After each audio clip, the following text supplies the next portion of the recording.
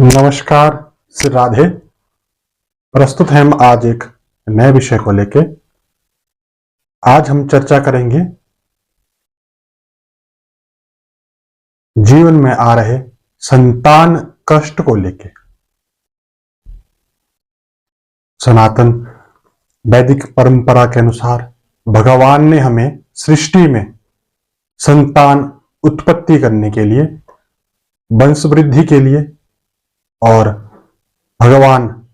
का ध्यान, स्मरण, भजन और भगवान प्राप्ति के लिए भेजा है। कई बार किन्हीं कारणों से जीवन में संतान की उत्पत्ति नहीं होती, जिससे कि मन में दुख, कष्ट और निराशा होती है। इन सब को जानेंगे ज्योतिष के हिसाब से कि क्यों ऐसा होता है, क्या कारण है कि संतान उत्पन्न नहीं होती। ज्योतिष शास्त्र वेदों का चक्षु नेत्र है, छठांग वेद का है। तो ज्योतिष के हिसाब से जब भी कुंडली में पंचम भाव, क्योंकि पंचम भाव संतान का भाव है और पूर्व जन्म का भाव है, विशेष रूप से पंचम भाव से हम संतान का ज्ञान करते हैं। उसके अलावा सप्तम से भी करते हैं और नवम से भी, परंतु प्रथम संतान जो जातक की होगी उसका हम विचार पंचम भाव से करेंगे। तो जब भी कुंडली में पंचम भाव का स्वामी कमजोर होगा, पंचम भाव पे अशुभ ग्रहों की दृष्टि होगी, या पंचम भाव पाप कर्त्री में होगा, यानी कि चौथे भाव में कोई अशुभ ग्रह और छठे भाव में कोई अशुभ ग्रह होगा, तो पाप कर्त्री में ऐसा भाव होगा, तब भी संतान उत्पत्ति में कष्ट आएगा। और पंचमेश यानी पंचम भाव में जो राशि है उसका जो स्वामी है वो यदि छठे भाव में, आठवें भाव में या 12वें भाव में विद्यमान होगा, तब भी कमजोर होके शत्रु दृष्टि से, तब भी संतान उत्पन्न करने में व्यवधान, कष्ट और विलंब अवश्य होगा। तो कुंडली में कौन सा ग्रह, आपकी कुंडली में कौन सा ग्रह संतान बाधक हो रहा है और क्यों हो रहा है, इसके बारे में हम यदि चर्चा करें विस्तार से, तो जब भी कुंडली में, यदि आपकी कुंडली में सूर्य संतान उत्पन्न करने में बाधक होगा, तो ज्योतिष शास्त्र के अनुसार यानी पूर्व जन्म में आपने पितरों के शाप से, भगवान रुद्र के रुष्ट होने से और गरुड़ के रुष्ट होने से आपको यह जन्म में संतान उत्पन्न करने में कष्ट या विलंब हो रहा है। वहीं यदि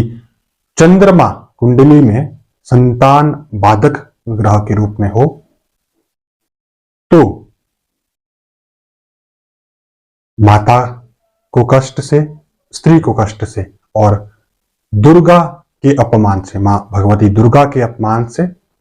यह जन्म में आपको संतान उत्पन्न करने में कष्ट हो रहा है या विलंब होगा। बात मंगल की करें, यदि कुंडली में मंगल संतान उत्पन्न करने में बाधक होगा, तो ग्राम देवता की पूर्व के किसी जन्म में या वर्तमान में किन्हीं पूर्वजों के द्वारा ग्राम देवता की, भगवान कार्तिकेय स्वामी का और अज्ञात शत्रु का या बड़े भाई या छोटे भाई का अपमान किया हो, उन्हें कष्ट पहुंचाया हो, उनके साथ दुर्व्यवहार किया हो, उनकी संपत्ति आदि छीनी हो, उससे वो रुष्ट होंगे, कुपित होंगे, उनके श्राप से संतान उत्पन्न करने में विलंब, कष्ट होता है। बुध यदि कुंडली में संतान कष्ट कारक ग्रह बनेंगे, तो पूर्व किन्हीं जन्मों में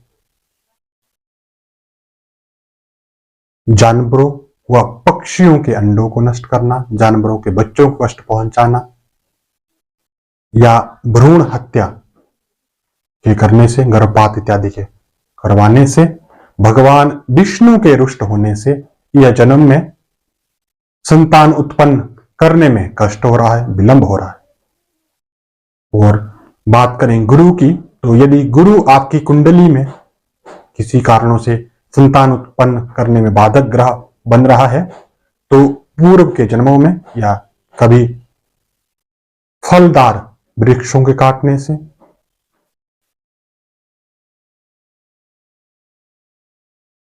उनके गुरु और ब्राह्मण यानी पुजारी, कुल पुरोहित इत्यादि के अपमान के कारण, उनके श्राप के कारण यह जन्म में आपको संतान उत्पन्न करने में कष्ट, व्यवधान और विलंब हो रहा है। बात शुक्र की करें तो यदि कुंडली में शुक्र संतान बाधक ग्रह के रूप में हो,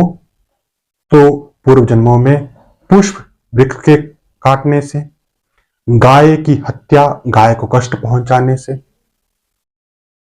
साध्वी स्त्री के कष्ट से, उनके श्राप से यह जन्म में संतान उत्पन्न करने में विलंब, कष्ट और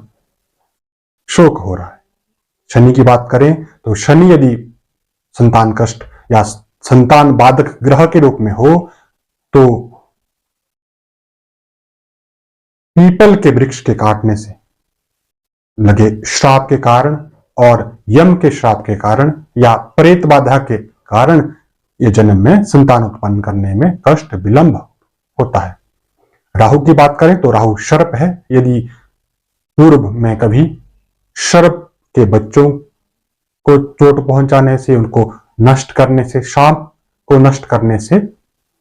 श्राप के कारण यह जन्म में संतान उत्पन्न करने में व्यवधान, कष्ट होता है। और केतु यदि संतान उत्पन्न करने में बाधक ग्रह के रूप में हो, तो ब्राह्मण के श्राप के कारण यह जन्म में संतान उत्पन्न नहीं होती। तो ये थे ग्रह जिन